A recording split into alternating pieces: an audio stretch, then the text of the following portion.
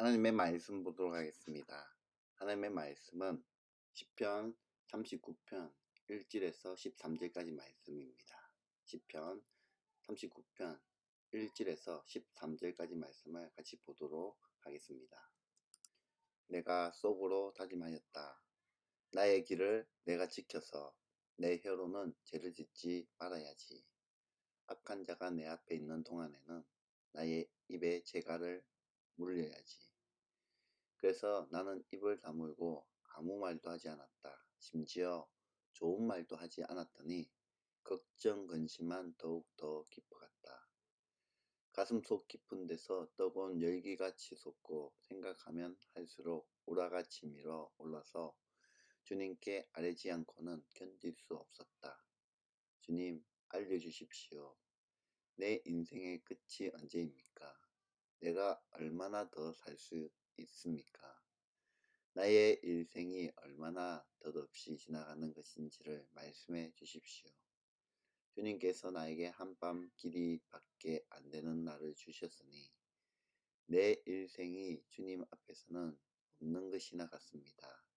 진실로 모든 것은 헛되고 인생의 전성기조차도 한낱 입김에 지나지 않습니다.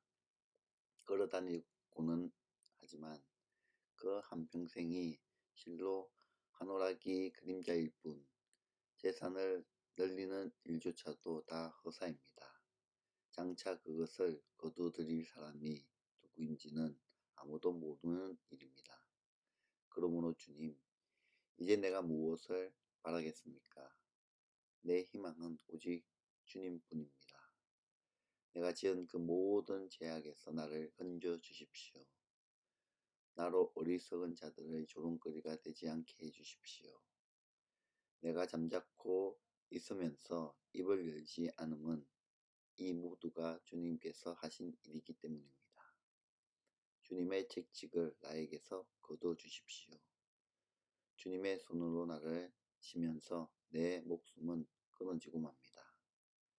주님께서 인간의 잘못을 벌하시고 그 아름다움을 조미 먹는 옷같이 삭게 하시니 인생이란 참으로 허망할 뿐입니다. 주님, 내 기도를 들어주십시오. 내 부르짖음의 귀를 기울여 주십시오. 내 눈물을 보시고 잠잠히 계시지 말아 주십시오. 나 또한 나의 모든 조상처럼 떠돌면서 주님과 더불어 살아가는 길송과 나그네이기 때문입니다. 내가 떠나 없어지기 전에 다시 미소 지을 수 있도록 나에게서 눈길을 단 한 번만이라도 돌려 주십시오. 아멘. 시편은 전체 150편 중에 7개가 참회의 시라고 말씀드렸습니다. 그 중에 6개가 다윗의 시편인데 오늘 본문 39편도 그 가운데 하나입니다. 오늘 본문에서 다윗은 인생의 허무함을 알고 인간이 얼마나 나약하고 보잘것없는 존재인가를 고백하고 있습니다.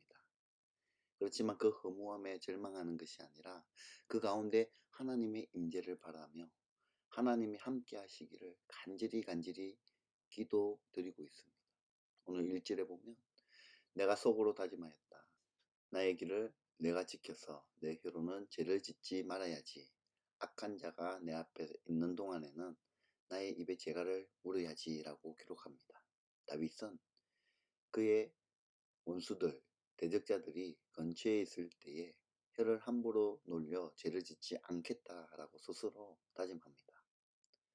우리가 잘 아는 대로 혀를 다스리지 못하면 온갖 교만한 말, 거짓말, 헛듣는 말, 부정적인 말들로 죄를 짓게 됩니다. 다윗은 그렇게 말로 하는 죄를 짓지 않게 하기 위해서 내 입에 재갈을 물리리라고 결심합니다. 재갈은 소나 짐승의 입에 망을 씌워서 소나 나귀를 통제하는 도구입니다. 다윗 역시 자신의 입을 강하게 제어하고 다스리겠다는 다짐인 겁니다. 2절에서는 심지어 좋은 말도 하지 않고 잠잠하게 지낸다라고 말합니다. 왜냐하면 악한 자가 내 앞에 있는 동안에는 아무 말도 하지 않겠다는 다짐 때문입니다. 다윗은 그를 비방하고자 하는 자들 앞에서는 아무리 선하고 좋은 말을 해도 그 말을 곡하고 오히려 더 골치 아픈 상황에 빠질 것을 알았기 때문입니다. 여러분, 하나님을 경외하는 사람은 이처럼 상황에 따라서는 모든 것을 마음속으로 삭혀야 할 때가 있습니다. 하나님을 욕되게 할 사람들이 근처에 있을 때 우리가 경험하는 감정을 그대로 표현하는 것이 상황을 더욱 악화시킬 수 있기 때문입니다. 하지만 억울한 상황에서 말하지 않고 그냥 있자면 마음속이 열불이 납니다. 그래서 3절에 보면 다윗은 작은 소리로 엎절이다가 그것이 말로 나옵니다. 그 내용이 4절 이하절에 나와 있습니다. 먼저 4절부터 6절까지 다윗은 삶이 얼마나 요한한지와 그림자 같은 인생에 대해서 말하고 있습니다. 4절에 보니 주님 알려주십시오. 내 인생의 끝이 언제입니까? 내가 얼마나 더 살 수 있습니까? 나의 인생이 얼마나 덧없이 지나가는 것인지를 말씀해 주십시오라고 고백하고 있습니다. 다윗은 자신의 인생의 끝이 있음을 알게 하셔서 얼마나 자신이 연약한지를 알게 해달라고 기도합니다. 그리고 이 묵상을 더 발전시켜서 5절, 6절에서는 자신의 인생이 고작 한 땀 길이밖에 되지 않는 인생이다라고 고백합니다. 여기서 한 땀은 이스라엘 사람들의 청량 당인인데 우리처럼 손가락을 최대한 벌린 것이 아니라 손가락을 붙인 상태에서 엄지손가락을 제외한 나머지 네 손가락의 넓이를 한 뺨이라고 지칭합니다. 다윗은 자신의 삶은 한 뺨도 되지 않을 정도로 짧다라고 말하고 있습니다. 거기에 대해서 자신의 인생의 날들은 하나님 앞에서는 없는 것과 마찬가지라고 고백합니다. 그럼에도 불구하고 사람들은 자신이 든든히 서 있는 줄로 생각하고 헛된 일에 빠져서 소동하며 재물을 모으지만 그 재물 역시 결국에는 누가 가질지도 모르는 것이 인생의 삶이라고 이야기하고 있습니다. 언뜻 들으면 인생의 허무함을 말하는 것 같습니다. 그러나 이는 인생의 덧없음을 말하는 것이 아니라 하나님 없이 애써 일을 벌리고 재물을 모으는 것은 다 허사이고 그림자 같은 것뿐이라는 것을 다윗은 말하고 있는 것이죠.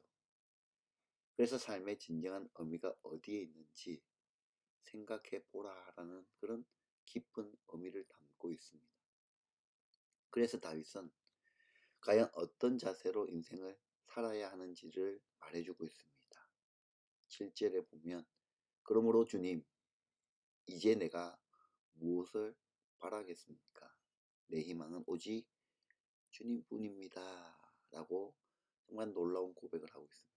이 말씀은 오늘 시편의 핵심이라고 할 수 있습니다. 불완전하고 불확실할 때에 살아가기 때문에 우리는 더욱 확실하고 완전한 하나님을 사모하는 겁니다. 하나님 없는 세상의 많은 철학들과 가르침은 결국 허무주의에 빠지게 됩니다. 똑똑한 머리로 세상 이치를 탐구하는 많은 사람들은 허무주의, 비관주의에 빠집니다. 왜냐하면 그들이 영원한 권원 되시는 하나님을 알지 못하기 때문입니다. 그러나 하나님을 믿는 하나님의 백성들은 세상의 온갖 절망적인 일을 경험하면서도 결코 삶을 비관하지 않으며 낙심할 수 있는 상황을 만나서도 좌절하지 않습니다. 오히려 이해할 수 없는 어려운 경험 속에서도 하나님의 은혜를 소망하는 삶을 살게 되는 것이 하나님을 신뢰하는, 하나님을 경외하는 삶입니다. 그래서 세상 사람들은 우리 그리스도인들을 이해하지 못할 때가 너무나도 많습니다. 그래서 다윗은 하나님을 바라보면서 자신의 죄의 문제를 생각합니다. 하나님 앞에 선 사람은 다 스스로가 죄인임을 자각합니다. 다윗은 자신의 죄를 생각하고 죄에서 구원해 달라고, 또 어리석은 자에게 욕을 당하지 않게 해달라고 기도합니다. 여기서 어리석은 자는 악한 자, 불경한 자, 의인을 조롱하는 자를 뜻합니다. 다윗은 이런 수치를 당하지 않게 해달라고 기도하는 겁니다. 그리고 구절 말씀과 같이 이제 하나님께 모든 것을 맡기고 사람들 앞에서 침묵합니다. 하나님의 섭리를 전적으로 의지하는 겁니다. 오직 주님밖에 소망이 없다는 사실을 깨닫고 침묵하는 것입니다. 그리고 이 땅에서 하나님 없이 살아가는 어리석음을 고백합니다.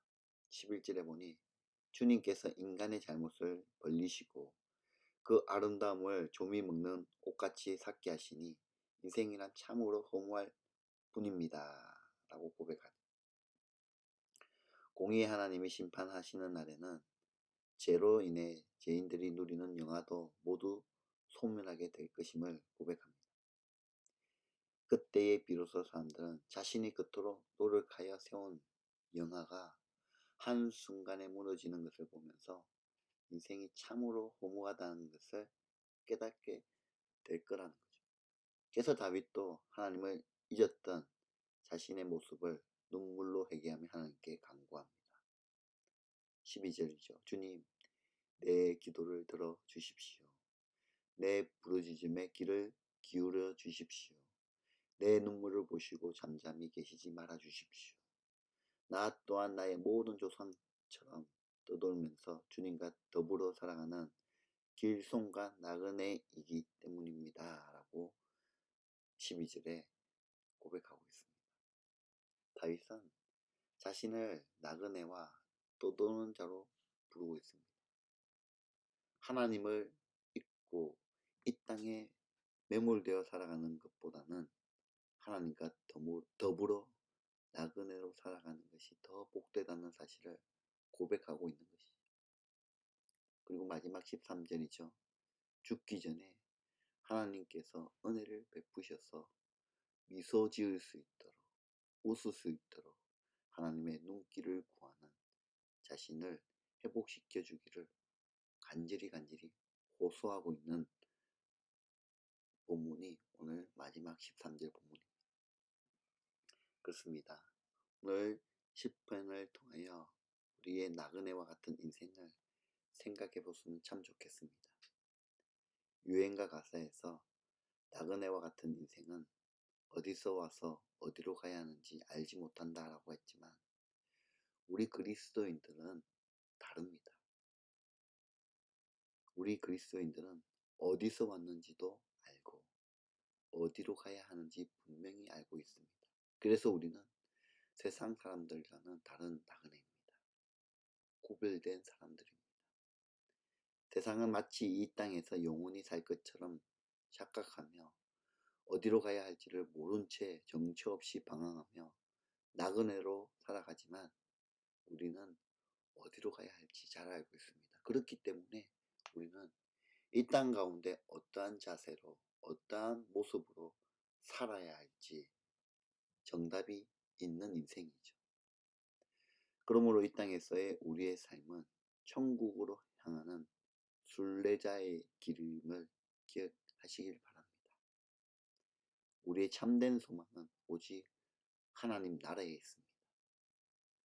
그러므로 이 땅에서 늘 하나님과 동행하는, 하나님과 함께 그 길을 걸어가는, 하나님을 신뢰하는 나그네임으로써 날마다 강건한 삶, 하나님 안에 거하는 삶, 참된 소망과 기쁨을 가지고 살아가는 삶, 그런 거룩한 삶, 정결한 삶을 살아가는 저와 여러분, 그리고 여러분의 가정이 되시기를, 그리고 사랑하는 우리 자녀들이 되기를 소망합니다.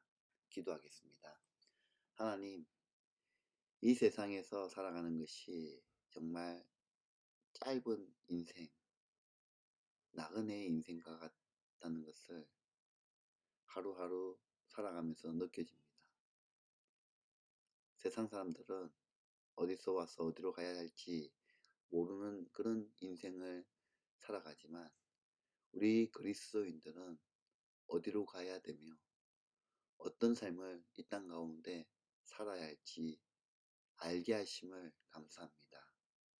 거룩한 삶, 하나님과 동행하는 삶, 그런 거룩한 삶을 살아가는 저희들의 모습이 되어지기 간절히 소망합니다.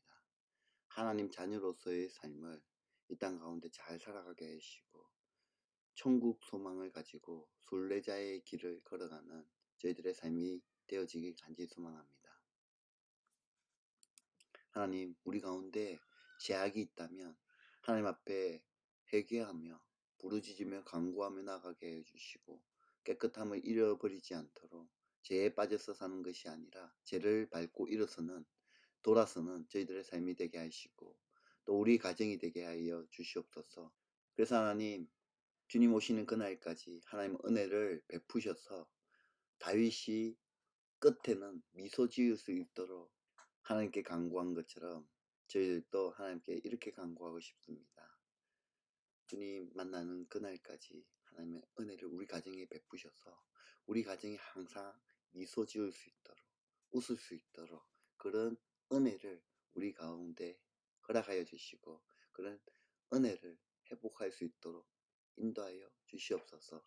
그런 하나님을 신실히 신뢰하며 찬양하며 예배하는 가정 되게 하여 주시옵소서.